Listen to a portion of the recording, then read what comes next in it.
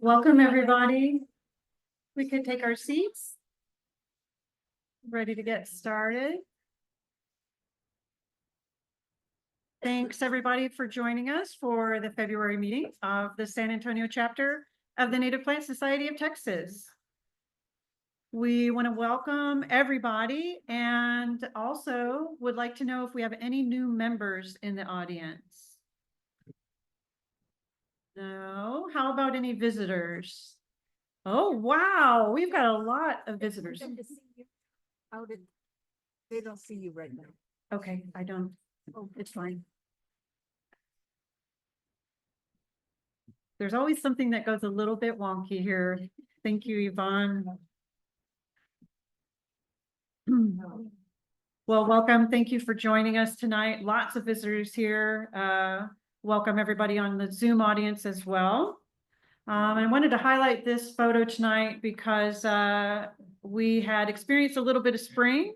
We actually had some things start blooming not that long back. And then last week, we got all of those terrible freezing temperatures, and plants like this, Yopon holly, might have saved any number of birds or other wildlife. And it's just a great image to show how important our native plants are, especially during those terrible changes in the weather. All right, here's our winner, y'all.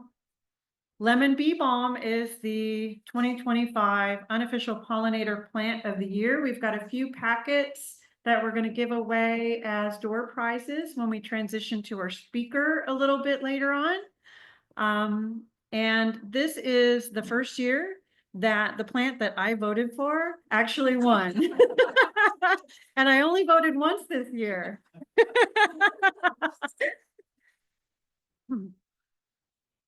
Okay, so we have a number of announcements here before we get to our speaker. We do still have space available in our upcoming Native Landscape Certification Program classes. We've got Native Landscaping for Birds coming up on April 5th and Level 1 Introduction to Native Landscapes over 2 days, May 10th and May 17th. We do have scholarships available. We don't want costs to prohibit you from attending. So if you are interested in a scholarship, please reach out to San Antonio at NPSOT.org. And I've got a couple of folks that are going to come up to talk about our pilot Spanish Level 1 program.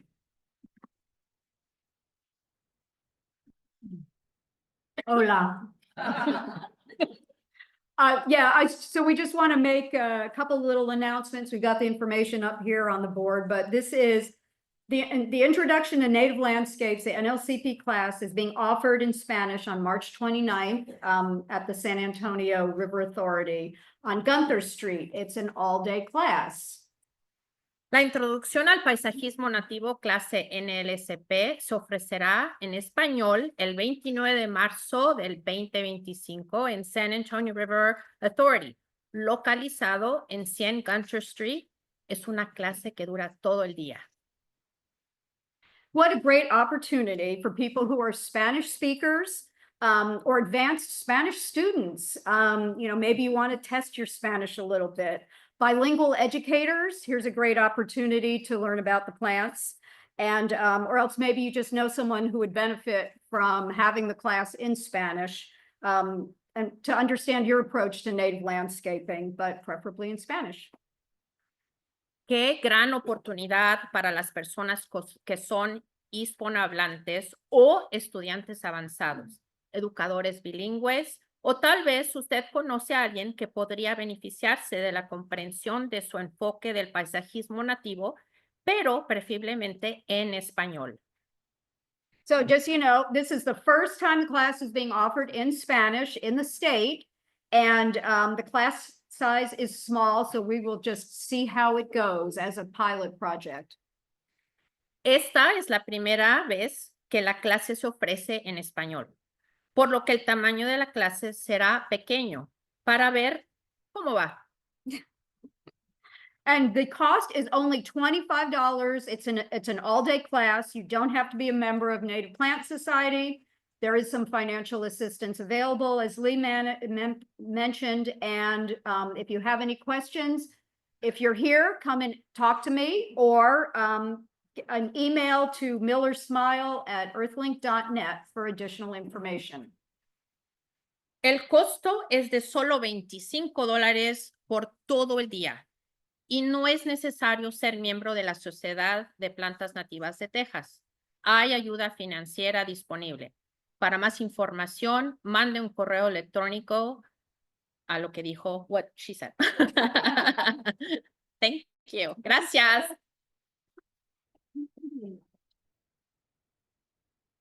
Awesome. And a special thanks to Rocio for doing the translations for all of these materials. It's been a labor of love.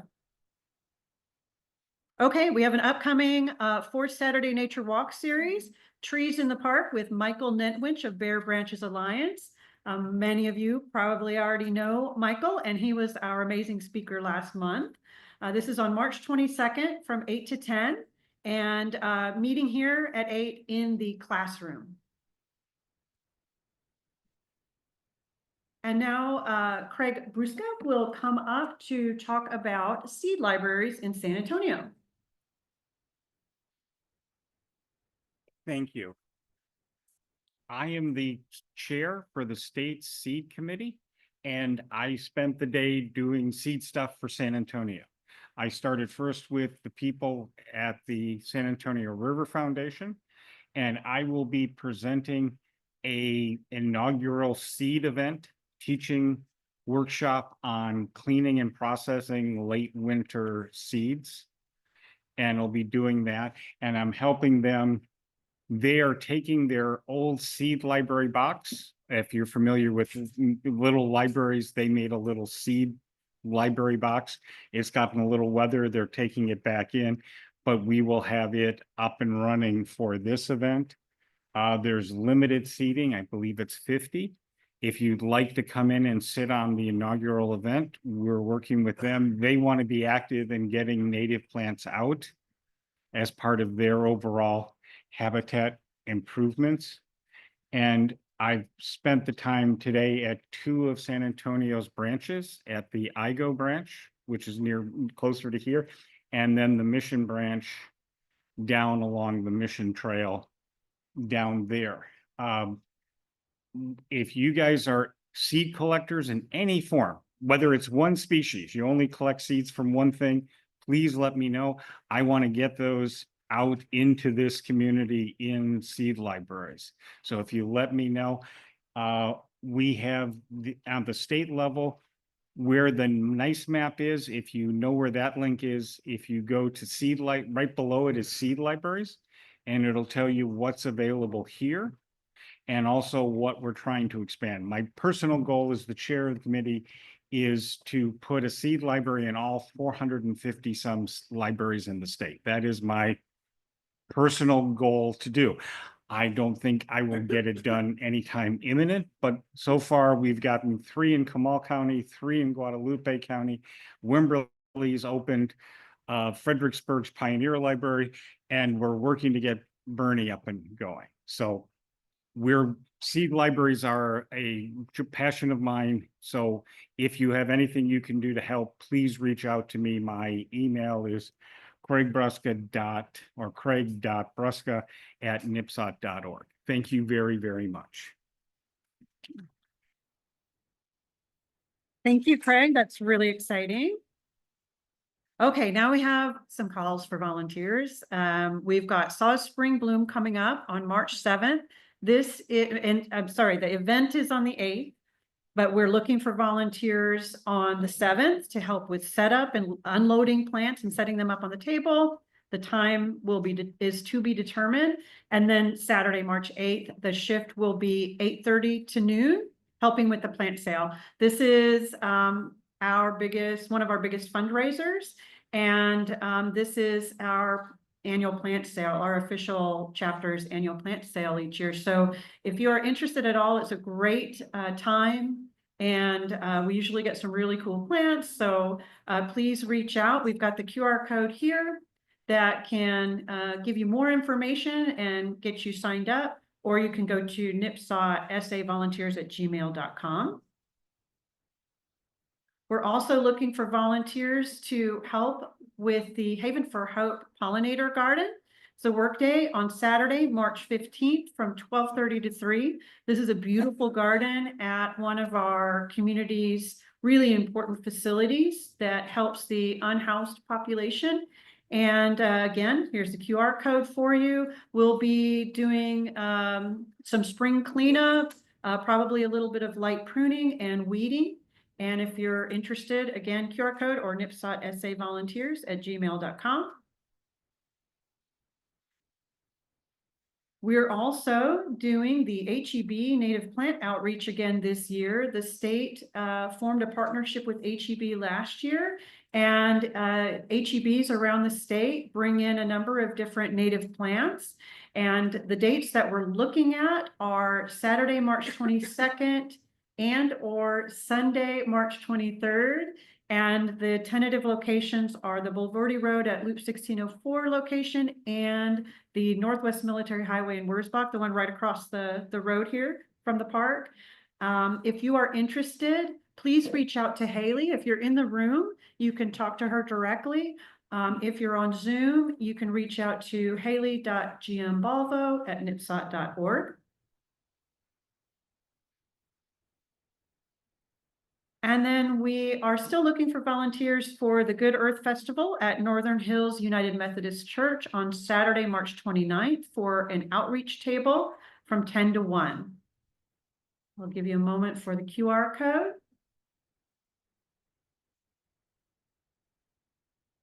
And now some thank yous, because we had a lot of events this past month. And the first thank you is for Shannon Jackson. We had a very last minute request for support of a Monarch Heroes workshop, and Shannon stepped up and participated in it. And we want to thank her. We had a work day at the demonstration gardens at Rainbow Gardens on Bandera Road on February 8th. We've got a list here of the folks that volunteered. Thank everybody so much. We had a garden work day here at the Urban Ecology Center on February 9th, and there's our list of volunteers.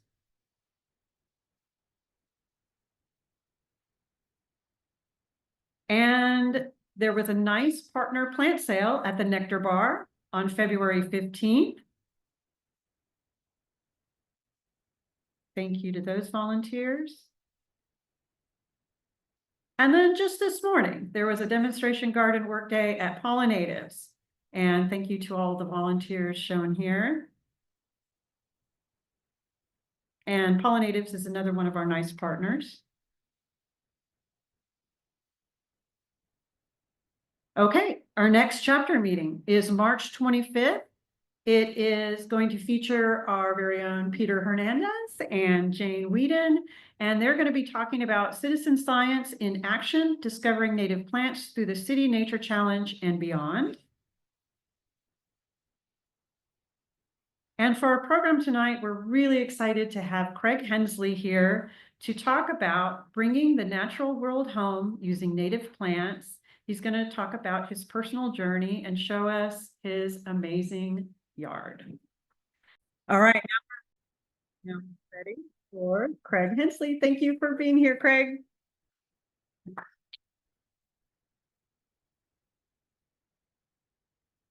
How's everybody doing?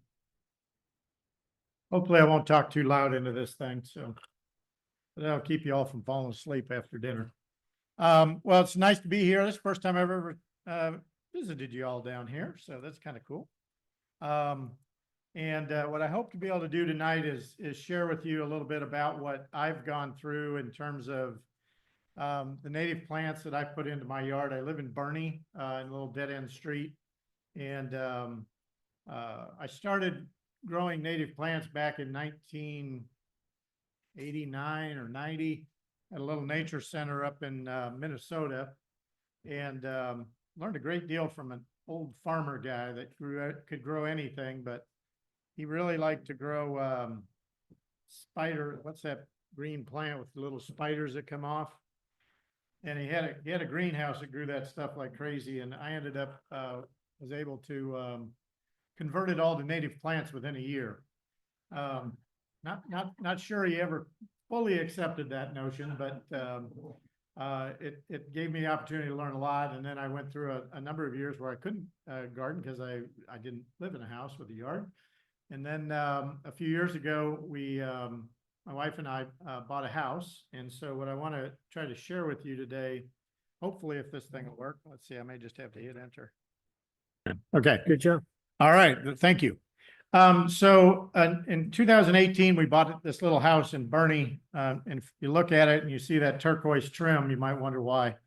But we liked it. It was a yard, your typical yard. I had nothing, with the exception of 3 sotals. There was not a native plant in the yard, front or back. And I didn't know what any of them were because I don't deal with non-natives. But what it did have was that a little 6x8 greenhouse. It was very well worn out from the standpoint that all of the little plastic windows were yellow and the wood was rotted, and I didn't care.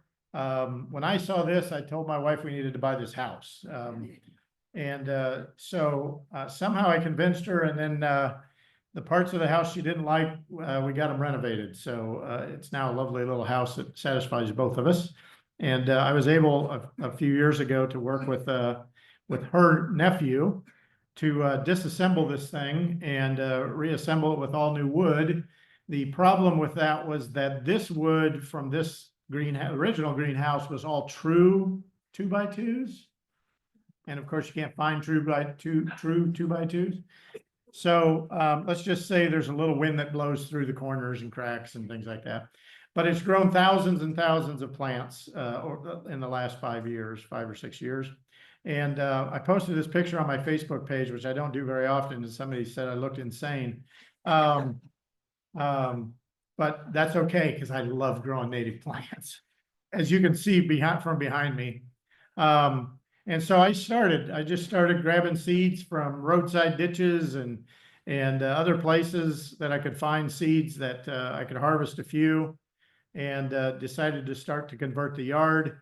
And I started documenting every seedling that came up so I could learn what they looked like when they germinated, how long it took to germinate them, and then found that I needed a lot of pots. And it just got bigger and bigger and bigger.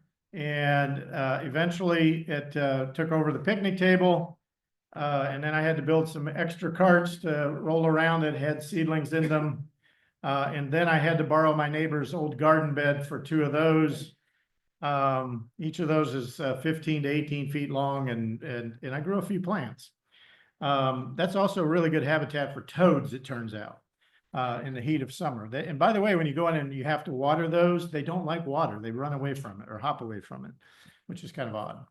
But anyway, one of the things that I do this for is because I love also exploring the world of pollinators.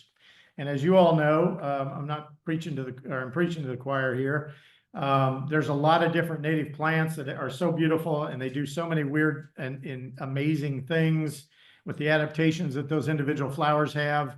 And one of the things I learned through the process of all these native plants in the hill country were things like that the bluebonnet, which I'm sure all of you know, but the bluebonnet, when it has the purple centers of the flowers, the bees know not to go visit them because that purple color used to be white. It turns purple when they've already been pollinated. And the first time I heard that, I did not believe it. So I sat down on I-10 on the side of the road just south of Comfort in a patch of bluebonnets, and I spent about 3 or 4 hours watching bumblebees, and not one of them went to one of those flowers with a purple center. So it is true that these plants are actually communicating with their pollinators in more ways than we even realize. And by the way, I'll never understand why blue-eyed grass is called blue-eyed grass, since the eye is yellow. I haven't figured that one out yet. But the other thing that I learned about and kind of specialized in was composites, because for what I've learned over the years of just being out in nature and observing and photographing pollinators is that the composites are amazing for pollinators of all different kinds, from wasps to bees, to butterflies, who aren't the best pollinators, but they're still pollinators, to flies, beetles, and the whole host of them. There's so much variety to them. It's a wonderful, it's a great place to just sit and observe nature. And that's one of the things that, that when I teach classes about using native plants and I teach about pollinators, one of the things I've always encouraged folks to do and remember is if we're going to go to the trouble of planting all these natives, why are we doing it? Are we doing it for watering, or what are we doing it for?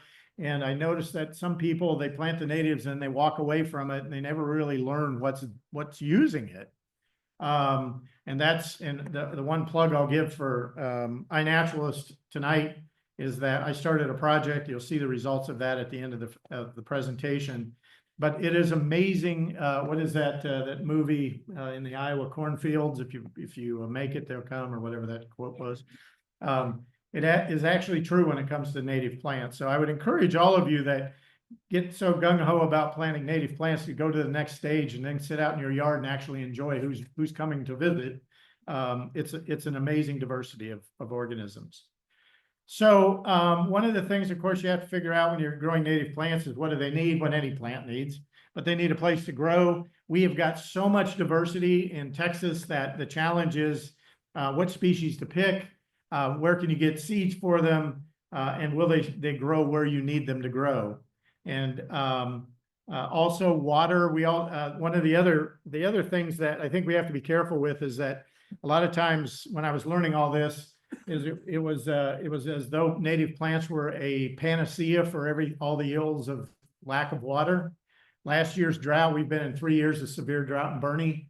I lost hundreds of plants, native plants, because I wasn't allowed to water enough. So when we tell people that native plants are a great alternative, because you don't have to take care of them much, you don't have to water them much, you have to do everything with a native plant you do with a non-native plant. Maybe not water as much, but we can't go out and say, oh, this will do you everything you need and you don't need to worry about watering or anything like that. They still need care because they're still plants and they still need water. So I've learned to kind of caution people to make sure that they know that even if you put in native plants, you're still going to have some responsibility there. But of course, the other reason for my putting in native plants was for the pollinators. It's pretty well known that across the globe, pollinators are disappearing. We don't know what we don't know, unfortunately. So that's one of the challenges with our pollinators. Does anybody know how many species of native bees we have in Texas? Somewhere around 1,000, yeah, give or take. And most of them, by the way, those native bees do not include what species? A honeybee, yeah. Honeybees are actually, they're finding more and more reasons that the honeybees are actually are not helping the other native pollinators, out competing them in some cases. Even though I love honey and I used to be a beekeeper, they're inevitable on the landscape, but we need to just be aware of those kind of things. So when we talk about pollination, real quickly, we have animal pollination, which means just moving pollen from one flower to another. Here are 3 examples that I've had in my yard of a carpenter bee, a bumblebee, and a leaf-cutting bee. Never knew that leaf-cutting bees don't carry it on their pollen on their legs. They carry it on the bottom of their abdomen. That's why their abdomens are goldish yellow when they're full of pollen. Pretty cool. And then when you look at pollination, the other thing that I find fascinating about it is just how the pollinators go about their business. And this plant right here, does anybody know what this is? Marble seed or false Cromwell. It's a spring bloomer. This was taken down at Honey Creek State Natural Area when I was there as the park interpreter at Guadalupe River State Park. And I want to play, hopefully it'll play for you. And I just want you to watch. Marble seed's kind of a neat flower because it hangs upside down. The flower tube itself is closed at the tip. So that means somebody has to force open the opening and be strong enough to be able to get through there and then have a proboscis long enough to reach where the nectar is. The other interesting adaptation. So when it goes into the flower, the stamens are actually connected on the inside of the petals in a ring and releasing pollen through that. And then if you'll notice that some of those flowers have a little stem sticking out of it, that's the pistil. So the stigma is on the end of the pistil, so it's extruded out, or it's outside the flower. So this bumblebee, a female, it had just emerged that week probably, or a week before, was out foraging. And here she is foraging, and you'll notice she's upside down to get through there. She's big enough bee. She can stick her head through there and pry it open. By the way, this plant is great for hummingbirds and monarch butterflies and all kinds of things. And so this particular day, I just followed her around to see what was going on. And the fact that she was feeding upside down meant that when her head went inside the flower, some of the pollen fell out onto her belly, right? Or her abdomen. And you'll notice her abdomen start to get yellower and yellower. And I thought, well, that's clever. Now, did you just see that? Okay, so what was that? Pollen. Okay, so she's flying around. She's going to buzz around here. You're going to see a whole lot more of it in a second. There she goes. It's kind of hard to follow a bumblebee, by the way. Takes a little effort, but she didn't seem to mind. Now, what you're going to see is a lot more pollen falling out of these flowers as she pollinates it. So not only is she getting it on her belly and her abdomen, she's releasing it into the air. There goes another cloud of it. So this plant somehow has figured out that I'll provide some nectar. So the bee has to get in there to get the nectar, to get the reward. And then by having my stigma and style outside the flower, when she goes to reach in there, her belly comes up against that stigma, which puts some pollen on the tip of the stigma. But if any of the pollen escapes, there's a possibility that the other plants get wind pollinated. Here's an example. We think of plants either wind pollinated or pollinated by insects or other animals. And here's an example of it taking advantage of both ways. So anyway, I just want to show you that. The other thing you start to notice with the little bees, and I mean, we're talking tiny bees. If you know what a frostweed flower is, you know it's very tiny on the head. So there's frostweed being eaten by a green metallic bee right there. They're so small they can crawl around on individual flowers, drinking nectar or collecting pollen. Here's another one over on the left side, a Lasioglossum bee. Notice the pollen on the legs. She's actually reaching into those stamens, those brown stamens, to pull pollen out that hasn't been pushed out by the pistil. And again, here's another example of a mason bee. Notice what she's doing. She's taking her back legs and sweeping up the flowers that have the pollen grains on them and sweeping them onto her abdomen to carry away. And then this other one, this leaf-colored bee, she's not actually collecting. It may be a he, actually. I don't see any pollen on it. This is probably a he. He's just going for a drink of nectar. So you can actually see what's going on. And these are the kinds of things that I sit around in my yard doing when I'm not working. And since I'm retiring in a couple of months, I'm going to do a lot more of this. So it's kind of fun. And of course, we know that they're pollinators of all different kinds. All of these different kinds of things are pollinators to different degrees, and including moths, lots of different moths. And of course, all of those things, now, bardowls aren't actually eating, moths probably, but they're eating things that eat moths. So these insects that come to your yard bring in a whole nother set of critters. Now, I have had a bardowl in my yard, but I haven't had the other two, the Pyrrholoxia on the left and the vermilion flycatcher on the right yet. So what I started to do is I put together this plan for our yard is what do I already have? And I would suggest this for anybody that's going to try to start doing that with a new property. Do an inventory, figure out what's there, document it, protect those native things. Of course, I was focusing on natives. I was fortunate enough, the only native I had was windflower, only native plant in my entire yard. So I tried to protect that one because that was it. And then, of course, I selected a lot of composites, as I've already mentioned, because of the heads have lots and lots of flowers on individual heads.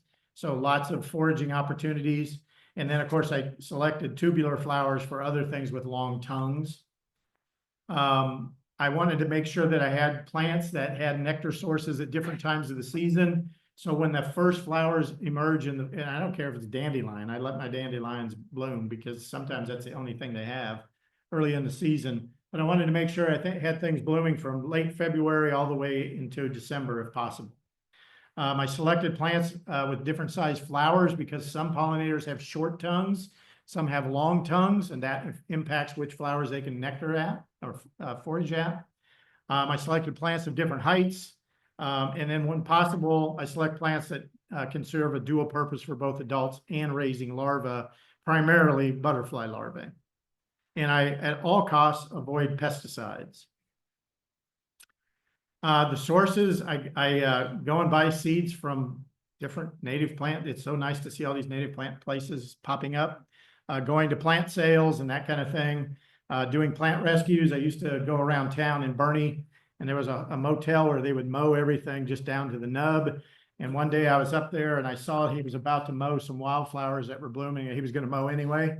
So I parked my car, I got out, and I got my digging tool, and I went over and I started digging them up, and the guy was looking at me, didn't speak English. And he's just looking at me like, what are you doing?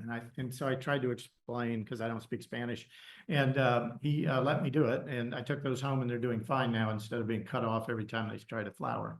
And then of course, going out and trying to find my own seed sources as well, and trying to be careful with that on how many I gather. So this was our house again. We purchased in Bernie. Some people might think, especially that backyard was really pretty with all those, whatever those plants are. But it was full of St. Augustine grass. It had Nandina, olive, boxwood, magnolia, ligustrum, sago, and other palms. And it had non-native irises, purple heart, lieriope, I can't even say it, vinca, and Asiatic, jasmine. And also had the entire backyard was overgrown by Boston ivy, or some kind of ivy that had taken over. So this is what it looked like when we started. This was by July 2020. We started our work. We do have a dog, so I had to give him some green space. So, you know, we haven't got completely there, although he loves running, or she loves running around in the tall stuff. We put the fence up because we had a herd of deer of both species, whitetail and axis deer, that would come up every day. Amazingly enough, that picket fence, I've never had a deer jump into the yard. And they will stand right alongside it, never go over the fence. And I think it's because the yard's so small, because they could easily jump that fence, and they've just never done it. So it's pretty cool. Maybe it's very unusual, I don't know. So again, here's July 2024, last summer. This was during a drought. We were fortunate enough we'd had a little bit of rain, so it didn't look too awful bad. Got all my garden signs out there saying that these are native plants and whatnot, and hoping the neighbors don't get too disgusted with me. But just to kind of show you how the transition, here's from our front door. This is by July 2020. Here it is a little bit later, July 2024. It had 99 native forbs in the front yard, and just enough room for the dog to run. In the backyard, this is what it looked like. And then we took another view of it from the backyard, if you will. We ripped out all of that stuff. That was the invasive vine that was growing over the neighbor's oak tree and growing about 6 feet into our yard. You'll notice that there's the invasive vine, there's no understory, no shrub layer, and a sterile ground layer. And so one of my goals was to create those different layers over time so that it would invite not only more pollinators, but it would invite more species of birds, and just continue to diversify my yard. But that would take a long time. I also provided water, and then all of these rocks were laying around in the yard. I probably should have said this at the beginning. I live across the street from a creek. I have no rocks in my yard other than what somebody brought in. So those of you that are going, wow, how did he grow all those plants? Well, you know, when you got 12 inches of good soil, you can do a lot. So this might be a little unfair for some of you that grow in rocks. But we've assembled this water feature right here to try to attract birds, which might seem contradictory, or if we're trying to attract pollinators, where we are trying to attract the things that eat them. And I did learn some lessons about that too, by the way. And we've attracted all of the, wait a minute, this is not the right slide. No, I didn't attract, well, red-winged blackbirds. Yes, I've had those in my yard. The other ones probably not. I didn't really see them, but I was just making sure you were awake. Basically. So this is early in the process with this water. And the only other time I've given this presentation is to Audubon Society. So I had to throw in some birds. And one day my GoPro caught a Western flycat or Western tanager that showed up in my yard, which by the way, shouldn't in this part of Texas. So that's the one thing we found, that all kinds of birds will come to this running water. We took advantage, like I said, of the rocks we had there, and got lucky to see some neat things. This is what it looked like last summer. So one of the, you'll notice how barren it was here, and now it's its own little hiding place. We've got elderberry on the left side. We've got, of course, Turk's cap. We've also got an aster, tall white aster that's growing where the well is. You can't even see the well anymore. So this provides some additional escape cover for the birds. We've had dragonflies laying their eggs in the water now, which really surprised me. This is a female neon skimmer that was dropping her eggs in there. I don't know how successful they were.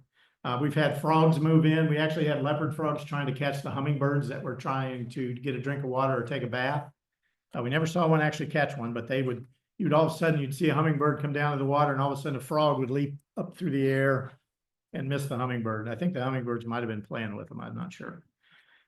So again, this yard transition. So just to show you the little sections of yard we changed out, that little square of rocks right there in the top picture, we actually took that out. We took out the non-native plants, and then I dug down underground and put a liner, a tarp underneath, and covered it back up with soil, and created kind of a wet garden so we could grow things like cardinal flower and a few other things that would grow there. And all of my yard, by the way, is shade because of pecan trees. So we've still been able to grow an amazing amount of things in there. I've had a lot of people go, well, you can't grow that there. It doesn't grow in the shade. Turns out plants are pretty good about knowing what they can do. So we let them sort themselves out. And then around that tree there, that base there, we put in frostweed. We only regret the frostweed when we have to dig it up from everywhere else in the yard that it comes up where we don't necessarily want it. That's the other thing. Keep in mind with native plants. Native plants become as weedy as any weed because they're not in competition with their normal plants that they would be associated with. So they can spread just like wildfire, which is good because then you can pot them up and give them away at native plant sales. This is another view of the yard showing that area where the little wet garden is. And you can see how much more cover. So now, even though we still got a little grass, we've now got kind of a shrub layer. We've got wildflowers on the ground scattered around. We're starting to get a little bit of a short understory aspect to the yard. So it's coming along. This particular yard, we dug this thing out. By the way, chopping one of those down with a chainsaw is almost impossible. It's like cutting cardboard with a chainsaw. And by the way, every roach in God's green earth lives inside that thing. That was gross. There were so many cockroaches in that thing. This is kind of what it's after we got rid of that and started planting. And then this was in 2021, it grew and it filled in a little bit more. And here it is last summer. So you can see things are starting to disappear in there, which is kind of fun. And then the side along the garage, it was vinca. We dug out the vinca and started to make some improvements. And that's what it looked like last summer. And again, we've actually now had cardinals nesting in our yard on several different occasions. They're building in these shrubs. Unfortunately, we have squirrels that like to find their nests and eat the eggs. And I haven't bought a BB gun for them yet, but we'll see. A little tired of the squirrels, frankly. And then just another kind of another image, the backyard you can see up there. So this is against the privacy fence. After we put that up, the winter storm of 2020 killed the vine, which was awesome. But the dead limbs are still falling off that oak tree back there. But you can see now we actually had a hackberry that came up, and I pull hundreds, if not thousands of seeds of hackberry every year because I don't want them all over the yard because it's one of the favorite foods of the cedar waxwing. And the cedar waxwing comes to my yard to drink water, and they come in the hundreds. And every time they poop, they drop 3 seeds. And I figured that out because every time I find one, I find 2 others. We let that one grow though, because that became habitat for a pair of cardinals. So sometimes those things work out pretty well. So again, we're starting to get that understory. It's an ongoing process. We check those layers. So now, this picture right here, I'm in this picture.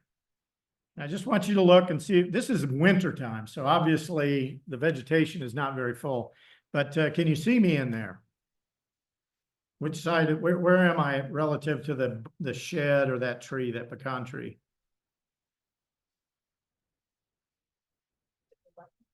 Yeah, right there. You wouldn't be able to see me if it wasn't for my goatee, I swear. Garden gnome, yeah, that's right. Where's Hensley? Yeah, there you go. But I thought it was I actually was sitting out there, and I love to go out there and just sit in a chair, and the birds will come around you. They don't even know you're there. And they take pictures. I've gotten within 2 or 3 feet of ruby crowned kinglets and orange crowned warblers, and they're just foraging back there, getting their bugs or whatever they're eating. And the day I had my wife take this picture, she didn't even know where I was. So I can go get lost in my little less than quarter of an acre. So again, in the backyard, we have 46 species of native forbs. We've got 9 or 10 species of native grasses, all kinds of woody plants that we've got back there in multiples.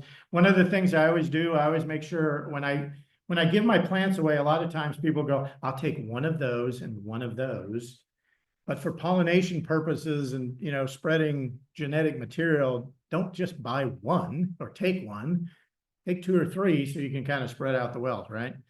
So in the front yard of my yard, this is where we started. And literally the week we got everything moved in, I took a fork out there and started turning over the grass. And the first by spring of 2021, you can see what it looked like. And then you add another, well, here's some more examples. Let's see here, let's go back. Yeah, so you got a lot of penstemon and a lot of other things that are in there. And then here is the side yard. We then attacked the edges of the front yard and started growing things up like that up in here. And then we did it in front of the house and just kept getting it better and better and better. We did find that certain things die and other things spread, and we kind of let nature take its course. I'm adding things all the time when I can. And because I grow so many plants, I can kind of fill in the holes when necessary. And then this is out in front of the picket fence. The picket fence had some sotals in there. We kept a couple of them. Then we put in some grasses. We tried to put in things that the deer don't eat. And so far the deer, the only thing the deer will actually eat, they'll actually eat the flower heads off of doggone it. Oh my God. Composite, no ray flowers. Very fragrant. Thank you. Give that person a prize. That was good. There you go. Suavis. They will eat the heads off Suavis. Thank you very much. That was good. So the evolving results, as of today, I've had 654 species of organisms in my yard since we started this project. This yard, my entire property is 0.23 acres. We've got a house, a garage, a shed, and sidewalks and a big deck, a rock deck that can't grow plants. And so to have 654 things recorded there is, I think, pretty good out of those observations. And who knows what's gone there that we haven't seen, actually. But you'll find native trees. I'm not going to read through all this list. But we've tried everything we can. Again, some things pass away, and some things, Damianita does not like growing in really good soil, by the way. Apparently it only likes to grow in solid rock. We've moved a few things because we realized that things in a small yard, some of these things are going to run into each other and cause problems. So we've learned a lot through the process. We've had all kinds of native vines. By the way, Alamo vine is a great vine. Just remember, if you plant it, 3 years from now, you'll have many its. They are very good at germinating in other places. But we've got all kinds of native forbs, including several different species of milkweed and penstemons and all that kind of thing. And then, of course, all these different native grasses. So the idea is that what I've tried to do is kind of look around the natural world. My office is at Cibolo Nature Center, so I spend a lot of time walking around out there. And just looking at what's out there in the natural world and trying to, at some level, to recreate that scene. It's not perfect. The other challenge that we have with our yard is that I think sometimes it's a sinkhole for pollinators. And the reason I say that is it's so tiny that one year I had never realized how many different kinds of wasps there were. I'm now a waspophile. I mean, I just love wasps. But the first year we had all these wasps, I was taking pictures and I bought the wasps of East North America, and my gosh, I was having a field day. And one day a family of summer tanagers came into my front yard, and the next day there were no wasps to be found, because that's what they eat. They eat those, they eat bumblebees. And since then I have not had the same diversity. So sometimes I think these tiny little patches where there's nothing else around you are great, but they're very momentary. So that's something that I'm still learning about. But these are just some images of some of the things that I've got that I wanted to share, that none of these should be a surprise to you. But the diversity of insects really was amazing. And again, some things come and go, some are annuals and they disappear. When it gets too dry, even the lace cactus disappeared on me. Except for one last one. Here's an example of the different wasp species that I was finding. And one of the things I learned is that snow on the mountain, which a lot of people consider a weed, is one of the best pollinator plants in August, when there is almost nothing else blooming. It's the driest time of year. They produce copious amounts of pollen, and everything will visit these flowers. So it's definitely one to not discourage, I don't think. And of course, lots of different kinds of butterflies, and 143 species of Lepidoptera. And that includes moths, by the way. If you want to build up your numbers, just go out and do mothing one night and add 30 or 35 at a time, and it works pretty good. And here are just a few examples of those guys. And in fact, just yesterday, I photographed a species I'd never seen in the yard before, so we'll have to see what that is. I've had over 70 species of birds that have visited or passed through my yard. I count every bird species that my yard goes straight up to the heavens. So if I see a flock of sandhill cranes go over, it officially goes on the list as a yard bird. Just so you all know, so that species list might be a little skewed, let's say. That's okay. That's okay. If one lands in the yard, now that'll be something. I do want to highlight a couple of the plants that I found to be the best things in my yard in the fall. And one of them is shrubby boneset, which probably most of you are familiar with. When this blooms in the fall, everything visits this flower. I've literally sat in a chair for 3 and 4 hours at a time photographing different pollinators. And I've learned so much. You know that little, what is the Texas wasp moth? Yeah, Texas wasp moth that imitates a bee. I watched one year, I had 15 or 20 of them at the same time feeding around in the shrubby boneset.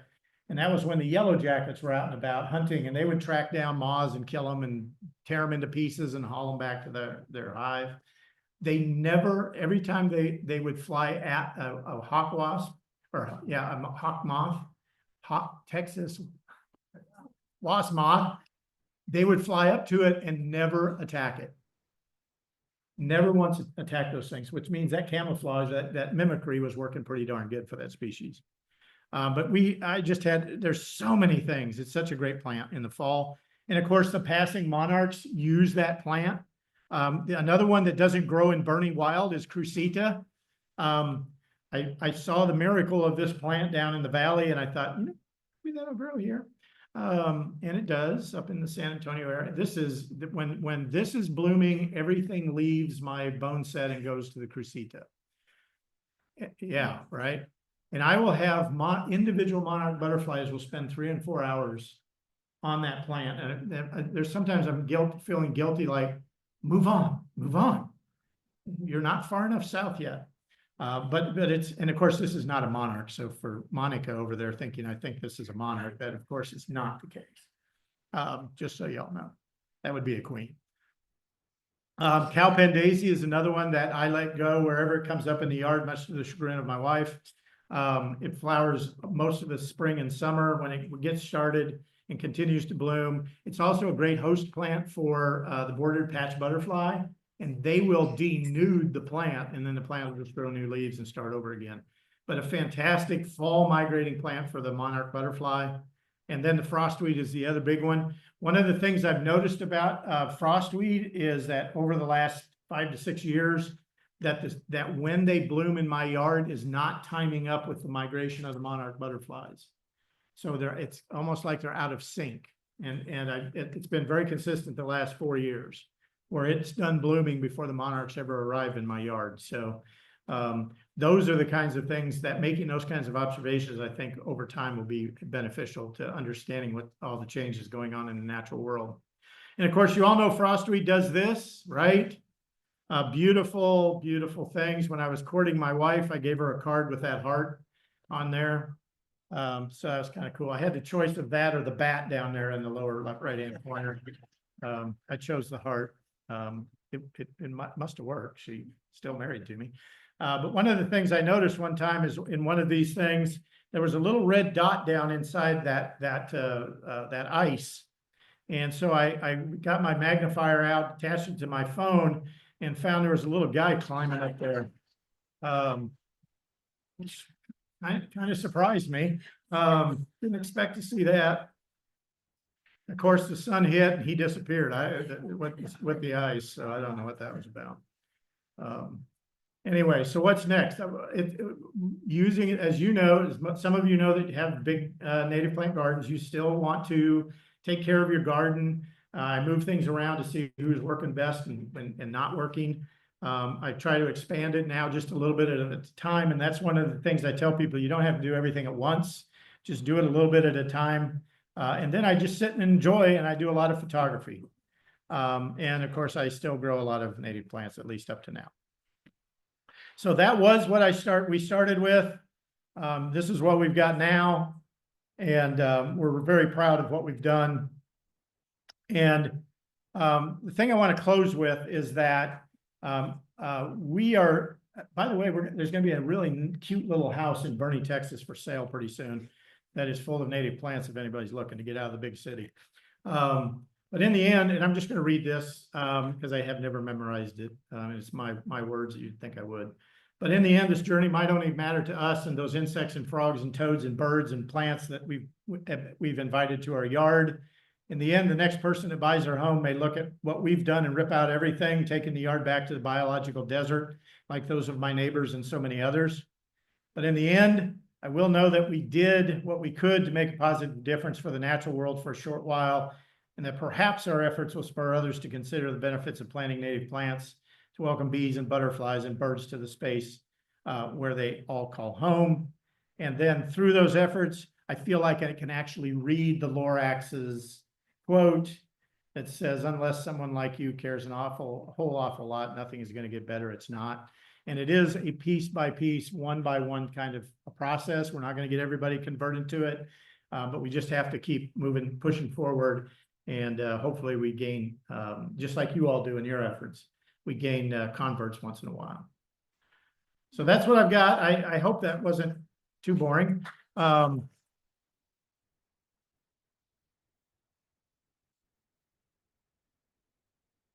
And if you have any questions, there'll be people here that'll be able to answer them, I'm sure. Yes, yeah. Okay, yes. Thank you. You said that your yard is mostly shade, and so I'm just curious how you've been successful with so many species of grass. Persistence. And so the question was from Paul, thank you. I'm terrible at that. Because my yard is so much shade, how was I successful in growing so many of these native grasses? The bottom line is pecan trees, as some of you may notice, they kind of give a dappled shade. And so the angle of the sun is real important as it's crossing over my yard, so that depending on the time of the day. So there are places where there's some afternoon sun for an hour or two. So I try to focus some of those plants in those areas so that at least they got a little sun. But I've got big blue stem, little blue stem, Indian grass, side oats grama, which are tall grass prairie grasses, right? And they were thriving in that front yard where I'd get that little bit of sun. So if it was dense shade, like under a live oak, but they just didn't give you, that probably would be more problematic. But I'm also very stubborn when it comes to where I put my plants, and I'm also, I give the plants enough respect to know that they can figure it out. So hopefully, and some thrive, some don't as well. And a part of that comes from being outside and observing nature and actually seeing where things actually grow on the landscape, because you can take lessons from that and then apply it to your yard regardless of the situation, which is what I've done. Yes. The St. Augustine grasses in your yard, did you manually remove them or did you use any? The question was, what did I do with the St. Augustine grass? My favorite gardening tool is one of those forks, you know, the 3 or 4 tine forks. I went in there and I would dig a square, rip it out, shake off all the soil out of the roots, and then that all went into a big pile. And it was a 3-month process of doing that in that one section of the front yard, because I was working every day. So, but I can be very persistent in getting rid of that stuff. Now, our front yard, it does still have a little bit. Actually, the drought has killed most of it because we don't water it. And now I've got everything from Texas prairie parsley and everything else coming up in where the grass used to be.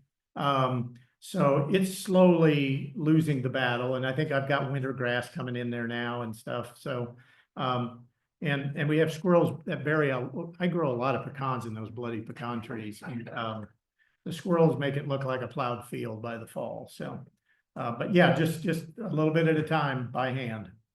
Yes. The house with the wildscape sale, right? I'm actually retiring in May, and I'm from the north, and I have somehow convinced my wife that living in Minnesota would be awesome.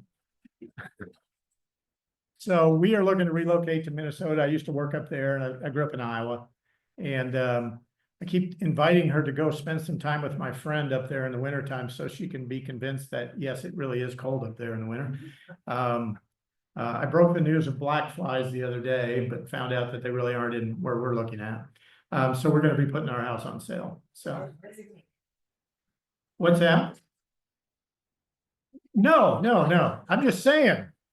I got native. Oh, the question was asking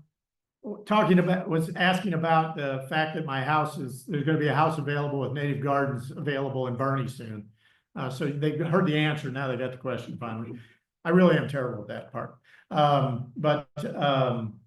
Yeah, so I'm just hoping that somebody that buys it appreciates what we've done, and we'll just have to see. Yes, Monica.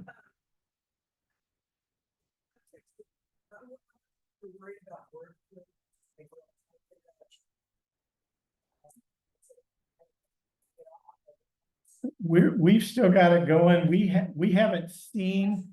Oh, the question is about bird flu and whether we've stopped feeding birds or we need to close off the water supply. We have not done that. I've been following it pretty closely, and a lot of the bird flu is killing waterfowl, raptors, and of course those are big birds, so they're easy to find. And of course, a lot of hunters turn in find the dead waterfowl. We've not noticed a drop off of our bird populations that are coming to the feeders. It's a matter of keeping things clean. So emptying out the water, letting it dry, and then filling it back up and washing the feeders periodically. So we have not, I will say that Texas Parks and Wildlife put out a press release encouraging people to not feed birds right now. And I can say that it's not killing any of my songbirds. I don't know, because how many of us have ever found a dead songbird out in the woods? They're so tiny, we just don't know. So I'm probably playing a little loose there, but I've not seen any indication of that in my yard yet. And I don't know that we'll ever know what the number of birds that are being killed by it, just because it's kind of invisible for most of us. So I would encourage you to do what you feel most comfortable about. So yes. So someone asked, but probably a lot of people want to know the answer. When are you going to have a plant walk in your yard before you leave? Oh, the question is, when am I going to have a plant walk in my yard? I don't know. because we've been told by a realtor that we need to kind of spruce things up a little bit. So I did a plant rescue last fall with some folks from the Lindheimer chapter, Master Naturalist, and those folks that came over and took some things that are not real usual. I wanted to get those out of there in case somebody did go in and destroy everything. But I've never done that. Honestly, I've never done that. I haven't even thought about that. So I don't have an answer for you on that. So if the house goes on the listing, then hey, come over and look at it. Take a look at it. It's a cute little house. Yeah.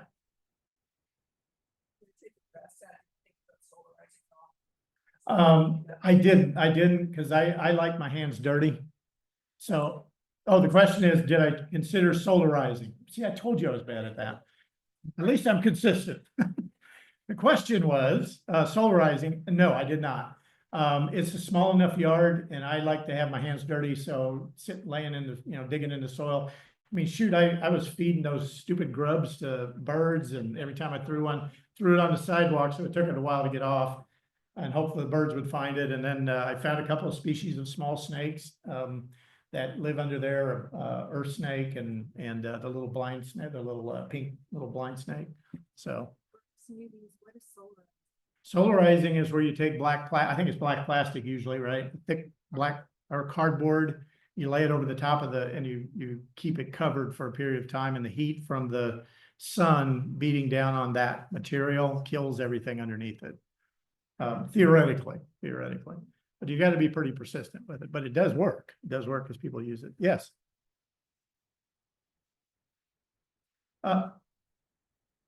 No, but the question was, have my neighbors responded to growing natives? And the answer is no. However, when I started this project, my one neighbor to our east thought we were nuts, but we've become very good friends.